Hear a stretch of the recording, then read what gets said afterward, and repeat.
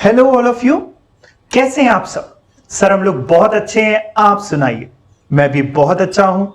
आज हम लोग अपने टैक्स के पेपर के बारे में कुछ चर्चा करने वाले हैं, कुछ स्ट्रेटजी समझने वाले हैं। सबसे पहले कि भाई देखो, किसी भी पेपर को सही से पास होने के लिए, अच्छे नंबर लाने के लिए कुछ ना कुछ स्ट्रेटजी जरूरी है। अगर मैं बात करता हूं अभी आपसे टैक्स की, तो आपने अभी तक एक जो चीज सुन रखी है कि भाई टैक्स का पेपर टफ बहुत होता है। तो भैया ये तो आपने जो सुना है वो तो सुना है, हम उसके अलावा कुछ और बात करने वाले हैं। वैसे मेरी कोशिश ये रहेगी अपने लेक्चर्स के दौरान कि मैं इस पेपर को जितना इजी बना सकूं आपके लिए उतना अच्छा रहेगा। तो आज हम लोग टैक्स की कुछ स्ट्रेटजीज क्या हैं, उसका सिलेबस क्या है वो समझेंगे। ठीक है, देखो बेटा, सबसे पहले अगर हम इस पेपर की बात करते हैं तो ये मॉड्यूल 1 का पेपर है, जिस पेपर का नाम है टैक्स लॉस। पेपर नंबर 4 है, पेपर 4 टैक्स लॉस। ये एमसीक्यू पेपर है।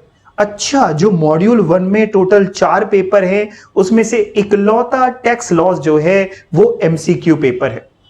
लेकिन पता है क्या है, अभी तक जो आप पहला लेवल करके आए वो भी एमसीक्यू था, ये भी एमसीक्यू है। दोनों में अंतर है, लेकिन सर क्या अंतर है? अच्छा सर, हम समझ गए, सही समझे हो। वहां पे नेगेटिव मार्किंग नहीं थी फर्स्ट लेवल जो था, बट सीएस एग्जीक्यूटिव में जो पेपर एमसीक्यू है, जिसमें से एक टैक्स लॉ है आपका एमसीक्यू पेपर, यहां पे नेगेटिव मार्किंग है, जिसके बारे में भी आज ही के लेक्चर में हम चर्चा करने वाले हैं। सबसे पहले मैं आपको टैक्स के सिलेबस के बारे में बता देता हूं। यानी इंस्टीट्यूट इस 100 नंबर के पेपर में, 100 मार्क्स के पेपर में आपसे क्या क्या पूछेगा, आपसे क्या पूछने वाला है। ठीक है, चलिए देखते हैं जरा सिलेबस क्या है हमारा टैक्स का। टैक्सेशन का सिलेबस अगर हम देखें ध्यान से, ये रहा हमारा टैक्सेशन का सिलेबस। हमारे टैक्सेशन का सिलेबस जो है, यानी टैक्स का जो पेपर है, ये बेटा पूरा 100 मार्क्स का पेपर है। कितने मार्क्स का पेपर है? 100 मार्क्स का, जिसमें इंस्टीट्यूट ने बाइफर्केशन दिया है। इंस्टीट्यूट कह रहा है कि हम डायरेक्ट टैक्स 50 मार्क्स की पूछेंगे। जरा बताना, अगर डायरेक्ट टैक्स 50 मार्क्स की पूछेगा तो बचा हुआ जो कंटेंट है इनडायरेक्ट टैक्स, वो कितने मार्क्स की होगी? सर हम बताएं, तुम ही बताओ। सर 50 मार्क्स की, क्या बात है, वेरी गुड, बन गए सीएस। ठीक है भाई, डायरेक्ट टैक्स 50 मार्क्स की है और इनडायरेक्ट टैक्स भी हमारी 50 मार्क्स की है। डायरेक्ट टैक्स में हमें पढ़ना क्या होगा? इस 50 मार्क्स में हमें पढ़ना क्या होगा? हमें इनकम टैक्स पढ़ना होगा, बस जरा सा। हाँ, जरा सा इनकम टैक्स। इनडायरेक्ट टैक्स में इंस्टीट्यूट कह रहा है भाई दो चीजें पढ़िए, एक जीएसटी। आजकल आपने जीएसटी के बारे में सुन भी रखा है, जब से आया है भाई आपने सुन भी रखा है, आए हुए अब टाइम हो गया हालांकि, लेकिन कहीं ना कहीं आप जीएसटी के बारे में बहुत जानते हैं, है ना। लेकिन आप जो जानते हैं बहुत कम जानते हैं, हम लोग बहुत ज्यादा जानेंगे यहां पे कि जीएसटी है क्या, गुड्स एंड सर्विस टैक्स है क्या। कस्टम लॉस के बारे में पढ़ेंगे। अगर मैं थोड़ा सा आपको ब्रीफिंग दे दूं इन तीनों के बारे में, सबसे पहले इनकम टैक्स के बारे में। इनकम टैक्स किस पे लगता होगा? सर इनकम पे लगता होगा, बिल्कुल सही है। यानी एक इंसान जो इनकम कमाता है उस पे इनकम टैक्स देना होता है, वो भी हमारे पार्ट में है। एक इंसान इनकम कहां कहां से कमा सकता है? सर वो या तो जॉब कर सकता है, सैलरी से इनकम कमा सकता है, बिल्कुल ठीक। या घर वगैरह हो उसको किराए पे उठा करके इनकम कमा सकता है, सही है बेटा।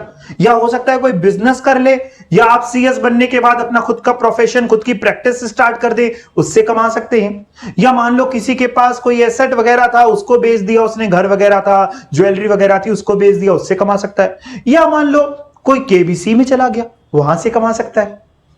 लॉटरी जीत गया, उससे कमा सकता है। यानी कमाई के तो बहुत सारे तरीके हैं, वो सारे तरीके हम लोग यहां पढ़ेंगे। यानी यहां पढ़ेंगे कि इनकम कौन कौन से हेड्स में, कौन कौन से तरीके से निकल सकती है, और इनकम निकलने के बाद उस पर टैक्स कैसे निकलता है, वो भी सब हम लोग यहां पे पढ़ेंगे। ठीक है, तो इनकम टैक्स बेसिकली इंसानों पे लगता है, पर्संस पे लगता है जो इनकम वो कमाते हैं।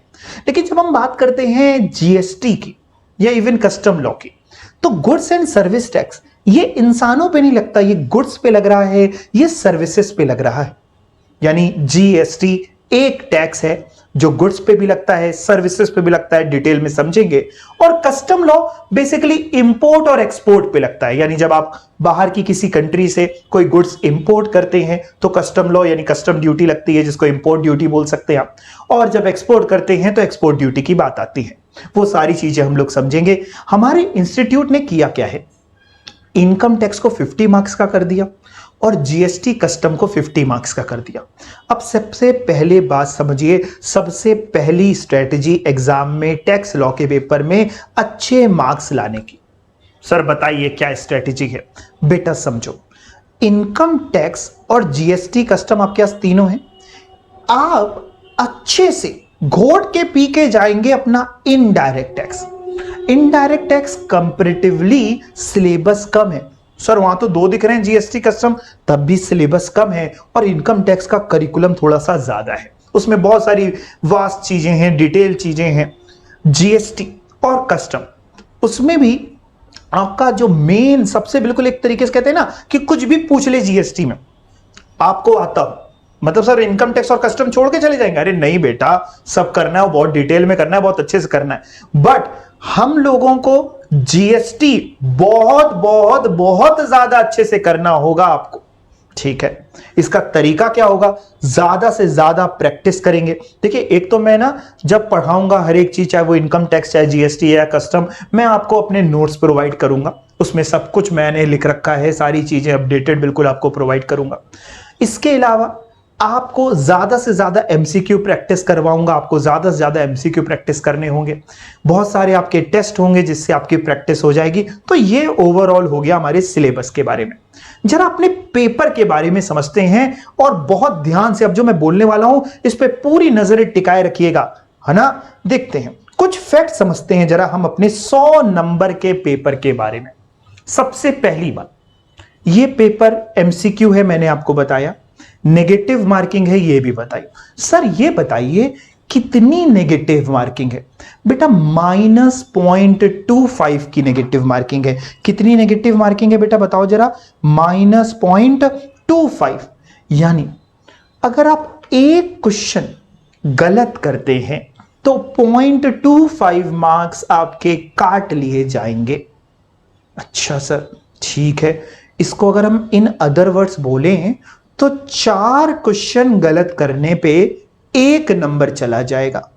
हर एक नंबर आपका उड़ जाएगा, चला जाएगा 4 क्वेश्चन जैसे ही आप गलत करेंगे, ठीक है? हर सही करने पे, हर क्वेश्चन जो आप सही अटेम्प्ट करेंगे उसमें आपको +1 मिलेगा, और जो नहीं अटेम्प्ट करते उसमें 0, ना प्लस ना माइनस, जो छोड़ दिया आपने। अब ध्यान से समझना, अब जो मैं समझाने जा रहा हूं इसको सुनना ध्यान से।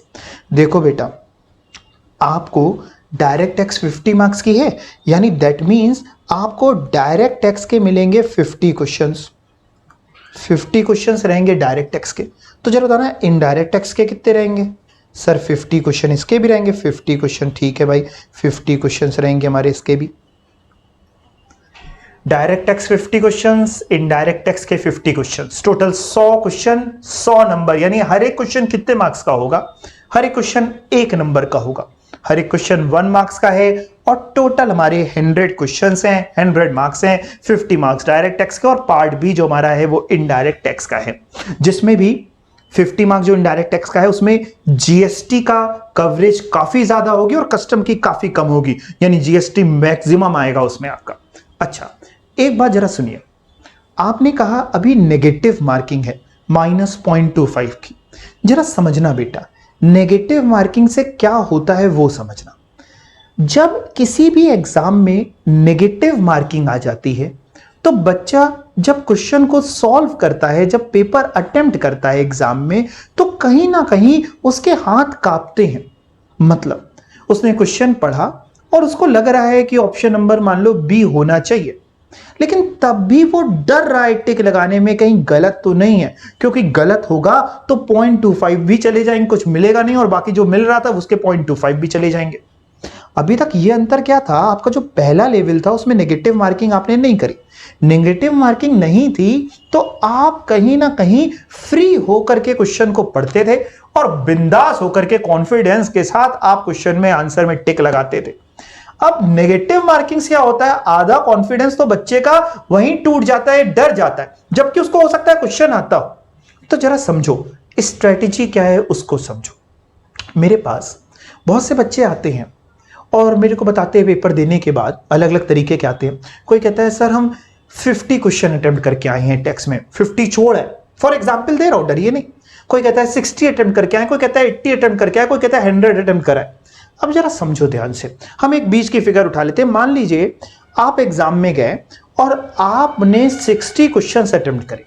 आपने हमको आके बताया सर हमने 60 क्वेश्चन अटेम्प्ट करे, लेकिन सर जो 60 अटेम्प्ट करे हैं ना, वो क्या बताएं, मजा आ जाएगी आपको, उसमें एक भी गलत नहीं होना चाहिए। मेरे हिसाब से 60 पूरे सही थे, बच्चे ने बताया। अब जरा समझो, ध्यान से समझो, कोई भी बच्चा अपने हिसाब से किसी गलत आंसर में टिक तो कभी लगाता ही नहीं है। बच्चे के हिसाब से तो सब कुछ सही है। बच्चा अगर कोई प्रोविजन टेक्स्ट की भूल गया और उसके बिना भूले उसने एक आंसर किया, और ऑप्शन भी ऐसे फ्रेम किए जाते हैं कि गलत आने वाले आंसर्स को भी डाल दिया जाता है कि अगर बच्चे ने ये प्रोविजन नहीं लगाई तो मान लो उसका आंसर आएगा 3000, तो 3000 भी एक ऑप्शन में होगा। जैसे ही बच्चा देखता है अच्छा ऑप्शन नंबर 3 सी जो है वो 3000 है, उसमें तुरंत टिक लगा देता है और खुश हो जाता है, सही है। जरा सुनो बेटा, मान लेते हैं आपने 60 क्वेश्चंस करे, आप कह भी रहे हो आपके 60 के 60 सही हैं, तब भी पता है आपको ऐसा होगा नहीं कि आपके सारे के सारे सही होंगे। बहुत ही बिल्कुल कह देना ना के बराबर चांसेस है ना, ना के बराबर। अगर मैं मान लेता हूं एक फिगर कि आपने 60 क्वेश्चन अटेम्प्ट करे, जिसमें से मान लेते हैं आपके 40 क्वेश्चन सही हो गए और 20 गलत हो गए। अब 40 जो सही हो गए, 40 क्वेश्चन, उसके लिए 40 मार्क्स मिले, और 20 जो गलत हो गए, हर एक गलत के लिए -0.25, यानी 20 के लिए 5 मार्क्स आपके कट जाएंगे। 40 क्वेश्चन सही थे, 20 गलत, 40 मार्क्स मिले, 5 कट गए, नेट कितने बचे सर? 35 बचे। 35 का मतलब समझते हैं, बच्चा फेल हो गया। क्यों? हर एक सब्जेक्ट में आपको पता है 40 मार्क्स इंडिविजुअली चाहिए एंड ओवरऑल एग्रीगेट 50% चाहिए आपको एग्जाम को क्वालिफाई करने के लिए। तो जरा सुनिए, मेरी बात को ध्यान से समझिए। जब हम बात करते हैं कि भाई आपकी 0.25 की नेगेटिव मार्किंग है, तो बहुत ज्यादा नेगेटिव मार्किंग बेटा नहीं है। मतलब जब आप 4 क्वेश्चन अटेम्प्ट करते हैं गलत, तब 1 नंबर जाता है, और हर एक क्वेश्चन सही करने पे 1 नंबर मिलता है। अब मान लेता हूं एक छोटा सा एग्जाम्पल आपके सामने लेता हूं। सपोज करिए आपको 4 क्वेश्चन ऐसे थे, 4 से लेते हैं, ठीक है। 4 क्वेश्चन ऐसे थे जिसमें आपको डाउट आ रहा था, थोड़ा थोड़ा आ भी रहा था, नहीं भी आ रहा था। पहला सिनेरियो, आपने वो चारों जाने दिए तो उन चारों में तो कोई नंबर नहीं मिले। दूसरा सिनेरियो, उन चारों को आपने अटेम्प्ट करा। अब जरा समझना, आपने अगर उन चारों को अटेम्प्ट किया तो प्रोबेबिलिटी ये कहती है, बचपन पढ़ी थी ना प्रोबेबिलिटी, कभी अगर पढ़ी हो स्कूल में या कभी कहीं पे भी, हो सकता है समझ में ना आती हो, खैर हम लोग वो नहीं पढ़ेंगे। लेकिन 4 क्वेश्चन अगर आपने अटेम्प्ट करे तो प्रोबेबिलिटी ये कहती है कि एक क्वेश्चन उसमें से सही होना चाहिए। अगर मान लेते हैं हमारे 3 गलत भी हो गए, तो 3 गलत होने का मतलब है -0.75 हो गया, 0.25 ईच था तो 3 के लिए -0.75 हो गया, और एक क्वेश्चन जो सही हुआ उसके लिए 1 नंबर मिलेगा। नेट निकालो, 1 उसके लिए मिला, -0.75 हुए, तब भी आप +0.25 में रहे। मतलब समझ में आया? 4 क्वेश्चन अटेम्प्ट करे आपने, कम आते थे लेकिन आपने अटेम्प्ट करे, तो 4 क्वेश्चन अटेम्प्ट करने में कहीं ना कहीं अगर मान लेते हैं हम 3 के 3 मान लेते हैं गलत हो गए और 1 सही हो गया, तो 3 जो गलत हुए इसके -0.75 और 1 जो सही हुआ उसका 1 नंबर, यानी 0.25 पॉजिटिव। अच्छा सर, मतलब आप ये कह रहे हैं कि हम पूरा 100 मार्क्स का पेपर अटेम्प्ट करके आए? नहीं बेटा, मैं ये नहीं कह रहा। तो सर क्या कह रहे हैं?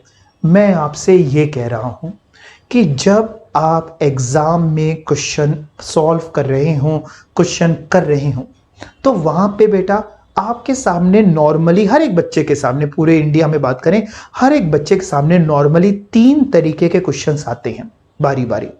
एक वो क्वेश्चन आता है जिसमें बच्चा पूरी तरीके से श्योर होता है, तो उसमें तो कोई दिक्कत ही नहीं है बेटा, आप उसमें टिक करना है।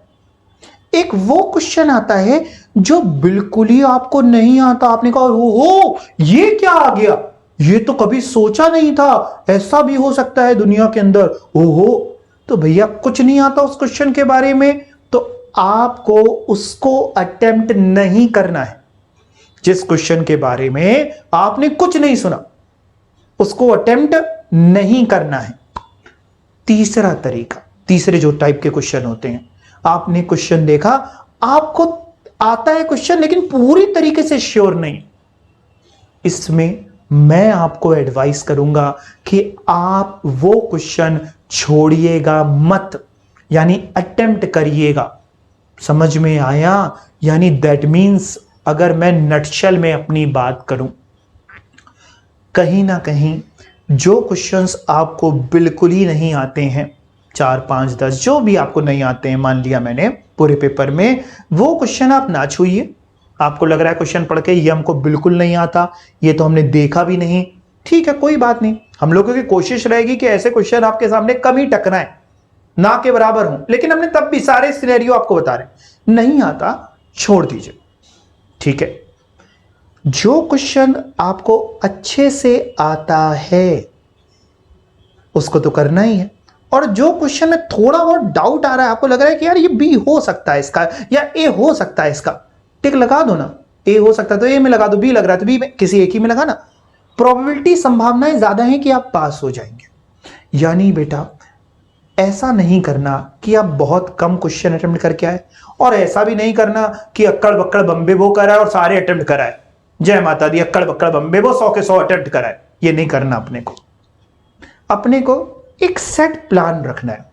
अच्छा, कुछ बच्चे एग्जाम में जब जाते हैं तो बहुत ज्यादा ही प्लानिंग करके जाते हैं। वो कहते हैं सर हम जा रहे हैं, हम 80 क्वेश्चन अटेम्प्ट करके आएंगे। अरे बेटा, ये प्लानिंग पहले से कर ली, वाह वाह, आप तो भगवान बन गए, 80 क्वेश्चन अटेम्प्ट करके आओगे। वहां बैठ के गिनोगे मतलब ना कि 80 हो गए, बस अब घर चलते हैं, है ना, इतना टाइम रहेगा। ऐसी कोई प्लानिंग आपको नहीं करनी कि हम 80 अटेम्प्ट करके आएंगे, कि हम 90 अटेम्प्ट करके आएंगे, कि हम 70 अटेम्प्ट करके आएंगे। कोई प्लानिंग नहीं करनी, सिर्फ दिमाग में जो मैंने बताया वो रखना है। क्या रखना है? जो क्वेश्चन आपको अच्छे से आता है उसको करना है, जो क्वेश्चन बिल्कुल ही नहीं आता है उसको आप छोड़ दीजिए, और जो क्वेश्चन आपको थोड़ा थोड़ा डाउट लग रहा है आप उसको करिए, भूल जाइए थोड़ी देर के लिए कि नेगेटिव मार्किंग है, उसको अटेम्प्ट जरूर करिए, करके आना है। यहां तक बात आपके दिमाग तक चली गई? पक्का ये चीज समझ में आ गई? ठीक है, आई होप आपको ये बातें समझ में आई। एक बात और दिमाग में आ रही है एमसीक्यू पेपर के लिए, आपके दिमाग को बता देते हैं। कई बार एग्जामिनर क्या करता है, एग्जामिनर आपके दिमाग के साथ ना खेलने की कोशिश करता है। आप बच्चे हैं, दिमाग मासूम है, कहीं ना कहीं आप उसकी भावनाओं को समझने में सक्षम कभी कभी नहीं हो पाते। सर मतलब क्या कहना चाह रहे? मतलब सपोज करिए बहुत ऐसा सिनेरियो ले रहे हैं कि एग्जामिनर के दिमाग में क्या क्या चलता है, जो पेपर सेटर होता है उसके दिमाग में। उसने पेपर बनाया, आपके सामने टेक्स्ट का पेपर आया, ठीक, हम बहुत ही वर्स्ट सिनेरियो ले रहे हैं, बहुत ध्यान समझना, लेकिन आपको कहीं ना कहीं हमें मेंटली इतना स्ट्रांग कर देना है कि वो आपके साथ ना खेल पाए। देखो पेपर आया, आपने क्वेश्चन पेपर देखा, आपने देखा क्वेश्चन नंबर 1, बड़े मन से पढ़ा, क्वेश्चन नंबर 1 पढ़ा, आपको नहीं आता, हमने कहा नहीं आता। 2 पढ़ा, क्वेश्चन नंबर 2 नहीं आता। 3 पढ़ा, नहीं आता। और आपकी शक्लें बनना शुरू, आपने पेपर छोड़ा, आसपास के लोगों को और देखा, भाई मतलब ये आप मुंह से नहीं बोल रहे हैं, दूसरा आपकी तरफ देख रहा है, आप उसे करें। 4 पढ़ा, नहीं आता। 5 पढ़ा, नहीं आता। अब इतनी देर में आपके दिमाग में कहीं ना कहीं आपने सोच लिया कि भैया अगला दिसंबर देख लेते हैं, अगला जून देख लेते हैं, अगला अटेम्प्ट देख लेते हैं। अगला जून दिसंबर चलने लगा, यानी कहीं ना कहीं आपके दिमाग ने ये एक्सेप्ट कर लिया कि आपका वो पेपर गया, आप पास नहीं हो पाएंगे। जैसे ही आपके दिमाग ने वहां पे ये बात मान ली, जो पेपर सेटर था उसका काम हो गया, उसने अपना काम कर दिखाया। वो तो आपके दिमाग के साथ खेलने गया था, पता है उसने क्या किया, उसने इनिशियली ऐसे क्वेश्चन फिट करे जो आपको नहीं आते थे, उससे आपका कॉन्फिडेंस टूट गया। अब टूटने के बाद क्या होगा, अगर मान लो फ्रॉम क्वेश्चन नंबर 6 ऑनवर्ड्स आपको सारे क्वेश्चन आते भी है ना, तो भी आप बिल्कुल कहते हैं ना जिसको बेमन से करोगे, पढ़ा ठीक है ये लगाओ, आपने दिमाग में सोच लिया जाना तो ही। जबकि बेटा ध्यान से सुनो, जब हर एक क्वेश्चन कम मार्क्स का होता है, यानी 1 नंबर का एक क्वेश्चन है, ये बच्चों के पॉइंट ऑफ व्यू से ज्यादा अच्छा है। अगर यहीं पे हर एक क्वेश्चन 2 मार्क्स का होता और आपका वो क्वेश्चन गलत, तो वो 2 तो गए, साथ में जो नेगेटिव होती वो भी जाती। लेकिन यहां पे क्या है, जब क्वेश्चन ज्यादा मिल रहे हैं आपको, 100 क्वेश्चन मिल रहे हैं, हर एक क्वेश्चन 1 नंबर का है, तो बेटा ऐसे बहुत सारे चांसेस आएंगे जहां पे आपको सारे क्वेश्चंस आते होंगे। कुछ हो सकता है 4, 5, 6, 10 अगर ना भी आते हो तो कौन सा पंगा है भाई, 100 में 100 नहीं लाने। हाँ, लेकिन हम लोग इतनी तैयारी जरूर करके चलेंगे कि आप इसमें 100 में से 65, 70 मार्क्स छू जाएं। वैसे मैं अगर बताऊं आपको, जितना भी मैं आपको पढ़ाता जाऊंगा, अगर टाइमली आप उसको करते जाएंगे तो आपके 70 मार्क्स कहीं नहीं गए, आराम से आप ले आएंगे। सर 70 नंबर, लोग तो बता रहे हैं पास होने में हालत खराब हो जाती है। भाई देखो, बिना स्ट्रेटेजी के चलोगे तो सब कुछ टफ है, कुछ भी इजी नहीं है, लेकिन स्ट्रेटेजी के साथ चलोगे तो मैं ये नहीं कह रहा हूं ये पेपर बहुत इजी है, बट आप इसको अच्छी तरीके से, इजी तरीके से कर पाएंगे। ठीक है, यानी अपने दिमाग में आपने अभी से ही ये बैठा लिया कि हम लोग क्या करेंगे। फिर से बोलूं सर, एक बार ये बोल दूं, क्या बोल दूं कि भाई पूरे के पूरे क्वेश्चन जो आते हैं वो तो करने ही है, जो थोड़े बहुत भी आते हैं वो भी करने हैं, तो सिर्फ छोड़ने वो होंगे एग्जाम में जो बिल्कुल नहीं आते। ठीक है, इसके लिए मैं आपके ना जो आपके टेस्ट लिया करूंगा, उससे भी आपकी ये प्रैक्टिस होगी कि आपको किस तरीके से करना है। ठीक है ना, कि उसको कैसे आपको आगे लेकर के चलना है। यहां तक बात समझ में आई? ठीक है, तो आज के इस लेक्चर में इसको इतना ही रखते हैं। अपने दिमाग में इसको बैठा लीजिएगा, कॉपी एक बना लीजिएगा, टेक्स्ट की सारी चीजों को कर लीजिएगा, और कैसे उसको आगे बढ़ना है हम लोग अगली क्लास से समझेंगे। ठीक है, चलिए, थैंक यू सो मच, अपना ध्यान रखिए, बाय बाय। एक बात और, अगर आपको किसी में भी कोई डाउट आता है, कोई भी चीज नहीं समझ में आती, आप बेझिझक होकर के पूछ सकते हैं मेरे से। मैं पूरी कोशिश करूंगा कि आपके सारे के सारे डाउट्स मैं आसानी से आपको समझा पाऊं। ठीक है, चलिए, bye bye, take care, thank you.